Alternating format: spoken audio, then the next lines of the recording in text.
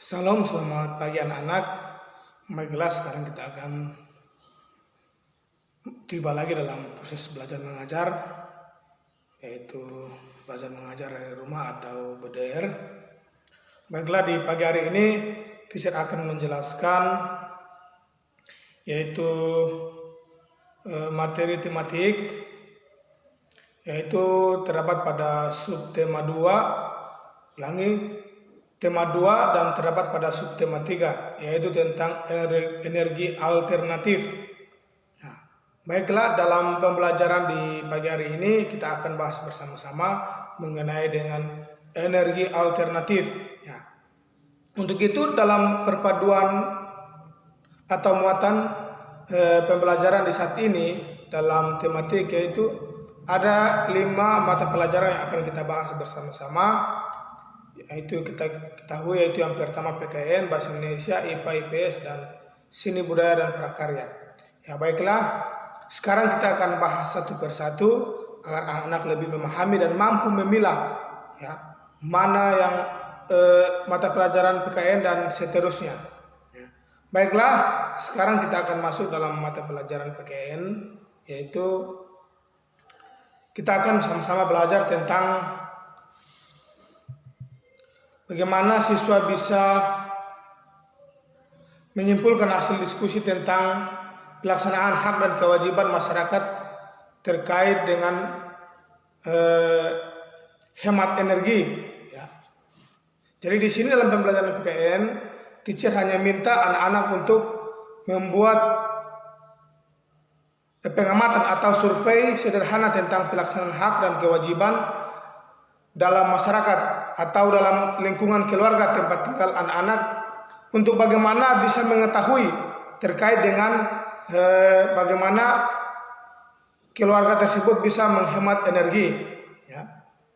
Karena alternatif yang sangat mudah untuk kita menggunakan energi itu, yaitu salah satunya adalah kita harus menghemat. Kalau tanpa kita menghemat energi, ya, yang pasti kita akan sangat memboros dengan energi. Artinya kita memakai energi tidak melalui batas, tetapi kita hanya menggunakan dan menggunakan terus. Padahal untuk menghemat energi adalah hal yang sangat baik untuk bagaimana kita bisa mempergunakan energi dengan baik. Ya. Untuk itu hak kita bisa mendapatkan energi, tetapi sebagai kewajiban kita yaitu kita harus mampu menghemat energi. Ya. Di sini setiap jenis kerja yang dilakukan pasti menggunakan energi. Yang pasti kita di rumah kita menggunakan apa saja, tenaga juga kita menggunakan energi, listrik juga kita harus menggunakan energi. Untuk itu kita harus jeli atau kita harus pintar-pintar untuk bagaimana kita menghemat energi. Ya. Oleh sebab itu, maka dalam matahari energi listrik, energi makanan dan sebagainya. Ya. Nah, dalam tubuh juga kita memiliki energi, matahari juga memiliki energi. Ya. Kemudian ada beberapa contoh keberlangsungan hidup manusia di kemudian hari, yaitu satu contoh hak dalam menggunakan energi. Sini ada 5 contoh hak yang kita harus lakukan menggunakan energi, yaitu yang pertama mendapatkan kebebasan dalam menggunakan energi, terpenuhinya kebutuhan akan berbagai jenis energi, mendapat kemudahan dalam melakukan inovasi energi alternatif, mendapatkan tarif untuk membayar energi secara wajar, terhindar dari kelangkaan energi. Itu adalah contoh hak dalam menggunakan energi. Sedangkan contoh kewajiban dalam menggunakan energi yaitu menggunakan energi secara bijaksana. Ya, kita harus bijaksana menggunakan energi. Kedua, berinovasi dalam menciptakan energi-energi alternatif lainnya. Kemudian, memastikan penggunaan energi secara efisien dan efektif, tidak berlebihan dalam menggunakan peralatan yang memerlukan energi, menghemat penggunaan energi. Itu adalah hak dan kewajiban bagaimana kita menggunakan energi. Baiklah, itu sekilas penjelasan dari teacher bagaimana dengan hak dan kewajiban kita menggunakan energi. Baiklah, sekarang kita masuk pada pembelajaran bahasa Indonesia, yaitu kita akan membahas tentang bagaimana kita menentukan judul, bagaimana kita menentukan topik, dan bagaimana kita menentukan gagasan pendukung atau gagasan pokok. Ya. Di sini dalam bahasa Indonesia teacher sudah memberikan teks mengenai dengan bagaimana kita menggunakan atau membuat lampu LED dari buah-buahan. Ya. Di situ setelah anak-anak membaca, nanti anak-anak bisa menentukan dalam tugas nanti yang teacher berikan itu, anak-anak akan dapat menentukan mana yang paling pas untuk menentukan judul, bahkan topik, serta gagasan pokok dan gagasan pendukung. Ya. Baiklah, itu sekilas penjelasan teacher dari mata pelajaran bahasa Indonesia. Sekarang kita akan beralih pada mata pelajaran IPA ya. Dalam mata pelajaran IPA, di sini kita akan bahas bersama-sama mengenai dengan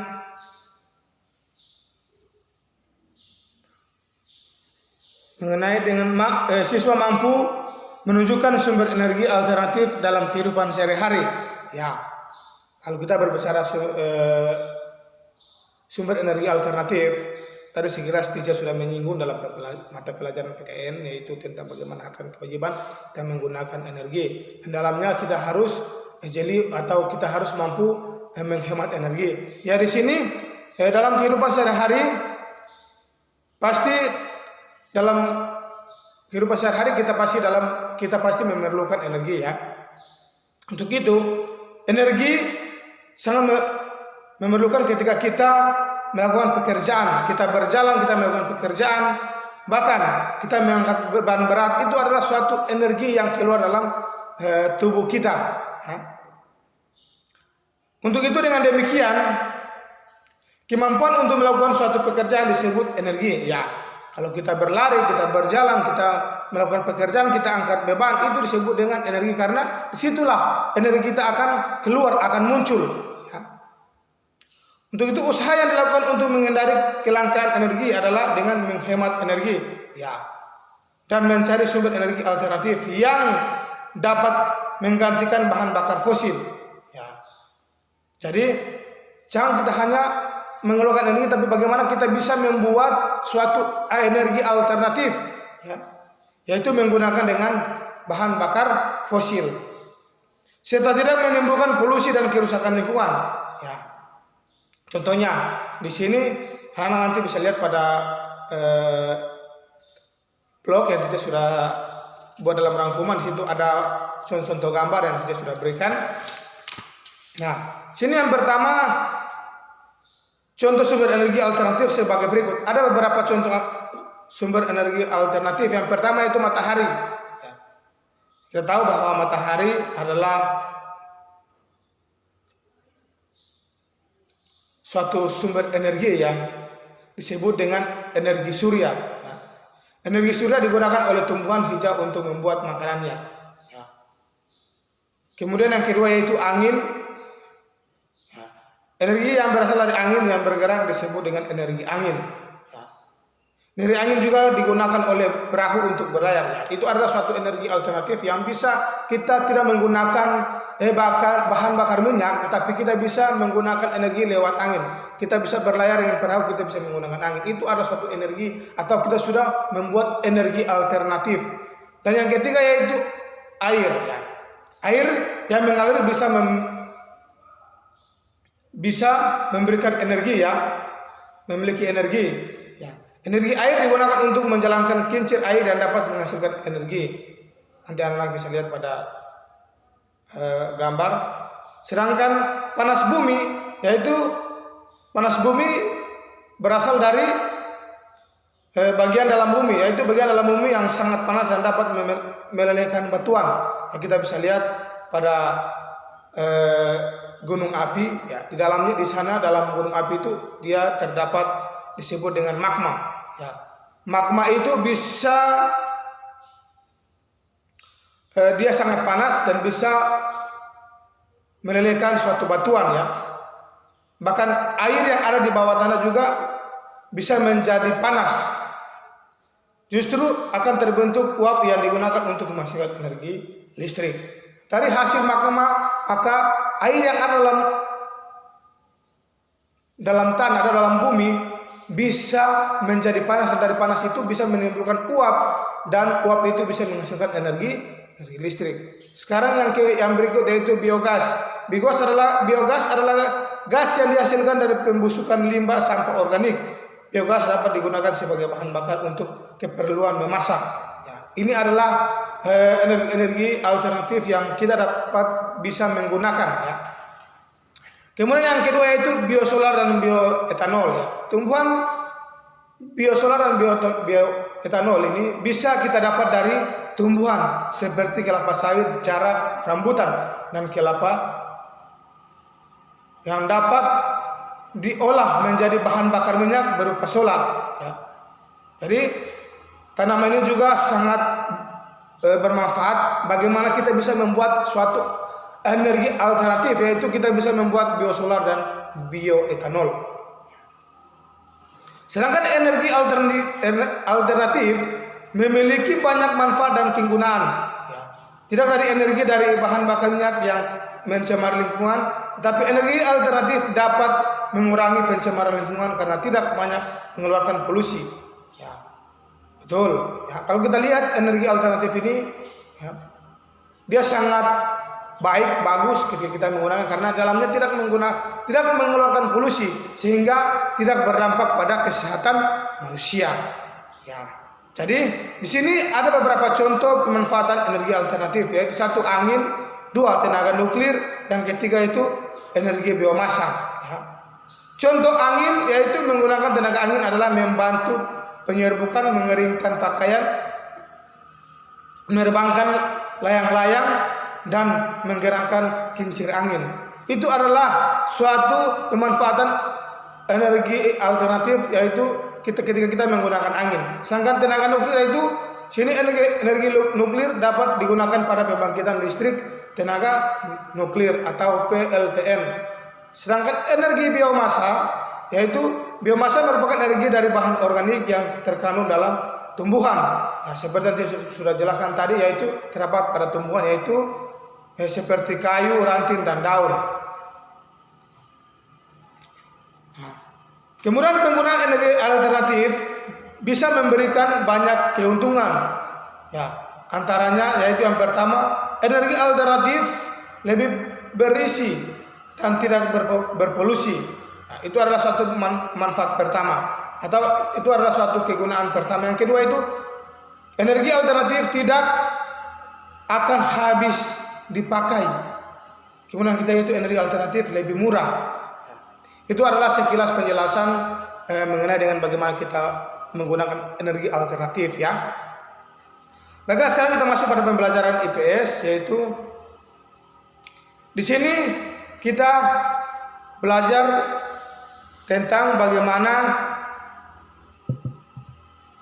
anak-anak bisa menuliskan sumber alam di lingkungan sekitar yang dimanfaatkan sebagai bahan pangan. Ya, baiklah, sekarang kita tahu bahwa Indonesia memiliki keragaman sumber alam, ya, termasuk bahan pangan. Dan di sini ada beberapa kota di Indonesia yang diidentikan dengan buah-buahan tertentu. Yaitu sini yang pertama yaitu buah naga dari Banyuwangi. Ya. Kemudian yang kedua yaitu buah mangga dari Indramayu. Dan yang ketiga yaitu salak tondo dari Sleman. Dan yang keempat itu mariksa dari Prastagi. Dan yang kelima yaitu matoa dari Papua. Sedangkan yang keenam itu stroberi dari Magelang, dan yang ketujuh yaitu apel dari Malang. Jadi itu adalah jenis-jenis buah yang ada di beberapa provinsi yang kita ketahui bahwa Indonesia ini sangat kaya akan sumber daya alam, sehingga kenapa kita memiliki pangan yang cukup melimpah, ya. Baiklah, itu sekilas penjelasan singkat dari bagaimana kita bisa mengenal dengan sumber daya alam yang tersedia di Indonesia. Baiklah, sekarang kita masuk pada pembelajaran yang kelima, itu seni budaya dan prakarya. Baiklah, di sini untuk menghemat energi, ya, kita bisa pergi ke sekolah, kita bisa menggunakan sepeda, ya, Berarti kalau kita menggunakan sepeda, berarti itu adalah salah satu energi alternatif yang kita sudah gunakan. Ya. Tanpa kita menggunakan bahan bakar minyak, ya kita sudah bisa pergi ke sekolah, yaitu menggunakan sepeda, yaitu kita bisa menghemat energi karena dengan kita menggunakan sepeda bisa dalamnya kita sudah menghemat energi. Dan salah satu energi alternatif yang kita sudah gunakan, yaitu kita menggunakan hemat energi. Nah, baiklah, dengan kita menggunakan sepeda ke sekolah, sini anak-anak akan teacher minta untuk menyanyikan lagu yang berjudul Kring Kring Kring Ada Sepedaku Roda 2. Ya. Dan di situ nanti anak-anak bisa lihat di blog yang saya sudah upload, yaitu lagu yang berjudul dengan Kring Kring Ada Sepedaku Roda 2. Ya. Di situ nanti anak-anak bisa menyanyikan, ya. Mungkin itu sekilas penjelasan dari teacher atas perhatian yang baik, atas kerjasama yang baik dari anak-anak, dan terus belajar, jangan bosan-bosan untuk belajar, ya, agar anak-anak bisa menjadi anak-anak yang hebat, anak-anak yang pintar, dan anak-anak yang takut akan Tuhan. Mungkin saja penjelasan dari teacher. Terima kasih dan selamat pagi.